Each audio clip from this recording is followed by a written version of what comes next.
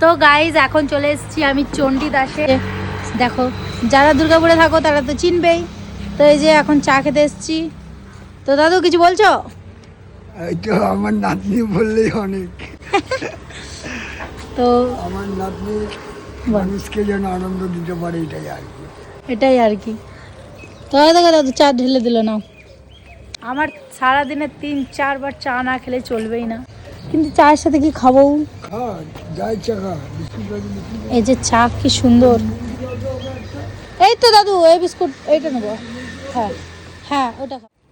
দাদু বসো। দাদুর ঘরে আমি কালকে দাদুর ঘরটা পরিষ্কার করব, তারপরে পরশু না কালকেও যদি না ঘরে রং করবে দাদু কখন বলো?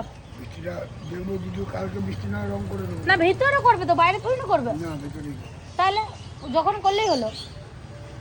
তো দাদুর ঘরটা ফাঁকা রয়েছে, আমি দাদুর ঘরে থাকবো আর ভিডিও করবো, আর তোমরা দেখতেই পাবে কি কি ভিডিও করছি না করছি।